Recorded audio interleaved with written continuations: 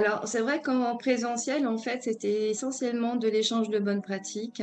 C'était des tests, c'était des ateliers. Il n'y avait pas vraiment de quiz. J'étais pas encore très à l'aise du coup par rapport à ces outils-là. Et c'est vraiment la période du premier confinement qui m'a permis de me lâcher sur ces outils digitaux. Donc en présentiel, c'était de l'exercice, de la mise en situation, des tests de personnalité que j'ai gardés, des échanges de bonnes pratiques aussi autour de vidéos, parce que je présente beaucoup de vidéos sur des thématiques propres à la formation, à la thématique.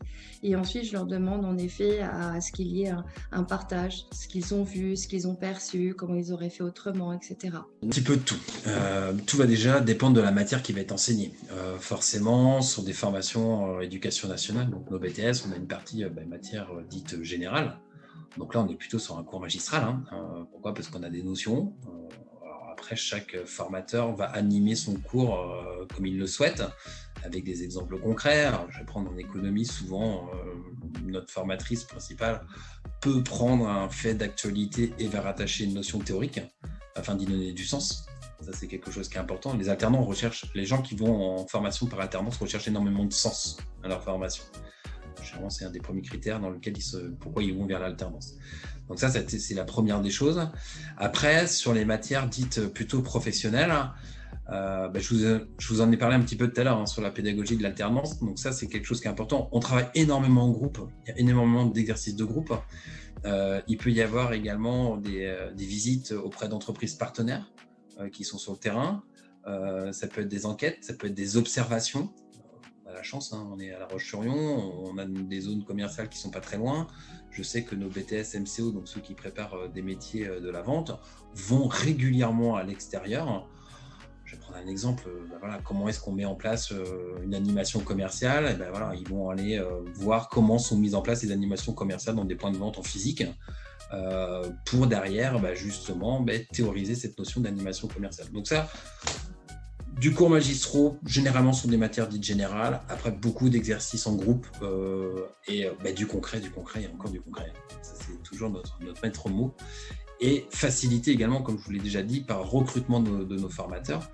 Il faut savoir que certains de nos formateurs ont une activité professionnelle à côté, en plus de donner des cours.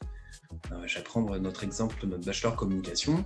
La plupart des personnes qui interviennent, même toutes les personnes qui interviennent, font ce métier-là à côté. Donc aujourd'hui, c'est clair que quand il y a une notion qui est donnée, déjà il y a une crédibilité, parce qu'aujourd'hui c'est comme ça que l'on fait, et ça fonctionne parce que j'ai des clients concrets. Donc ça, c'est important. Et puis, on va travailler également, alors surtout sur les bachelors, moins sur les BTS, avec des entreprises partenaires sur des vraies problématiques. Je reviens sur le bachelor communication. On a travaillé avec une entreprise qui avait une vraie problématique de développement de sa communication en interne. Et c'est des alternants qui ont travaillé par groupe de 4-5 qui ont travaillé sur cette problématique, qui font un exposé et derrière, qui vont faire un compte-rendu devant le directeur de l'entreprise. Et c'est quelque chose de très concret parce que c'est quelque chose qui est mis en place après dans l'entreprise. En fait, ce qu'on utilisait classiquement, donc il y a toutes les modalités classiques de cours. J'utilisais beaucoup l'interaction avec les étudiants, donc soit les mettre les mettre en mode atelier pour travailler sur un petit sujet, ensuite nous faire des restitutions, mais à l'oral, on va dire dans la classe, devant tout le monde. J'utilisais pas mal les exposés, les mises en situation. Moi, j'aimais bien aussi faire venir des témoins, des personnes de l'extérieur, souvent des gens qui sont dans l'entreprise, parce que comme ça, il y a un effet d'aspirant, on va dire, ils peuvent se reconnaître en eux, etc., pour illustrer les cours. Après, ce que je fais souvent, mais c'est aussi en mode classe interactive, on est beaucoup en classe inversée, d'accord, où en fait, on demande aux étudiants de lire des documents avant, et puis ensuite, c'est souvent une méthode qui fonctionne bien, c'est en début de séance, c'est de les faire réagir, donc sur la base de quelques questions qu'on partage avec la classe, pour, compte tenu des lectures qu'ils ont faites, en fait, pour faire émerger à partir des lectures qu'ils ont faites, quelques questions, des thématiques clés, etc., des enseignements à base des exemples. Je construis tout, toutes mes animations, donc je les construis, je les développe et je les anime. Je construis des quiz, j'ai fait des MOOC aussi, les MOOC c'est les fameuses vidéos. Je fais des études de cas. Moi je me sers de tout, j'aime pas utiliser ce qui existe déjà. Aller choper le truc du copain dans son casier là-bas pour utiliser la même chose. Non, je préfère construire. Je vous donne un exemple. J'interviens dans une entreprise la semaine prochaine où je vais faire de la performance industrielle. J'ai un PowerPoint à leur montrer de 3 slides. Je vais les faire bosser dessus et avec 3 slides, ils font 1 heure et ils vont encore en redemander. C'est une équipe de 6 personnes.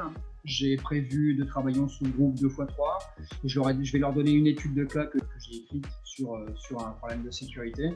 Ils n'auront pas la même, comme ça va leur permettre d'échanger sur les études de cas.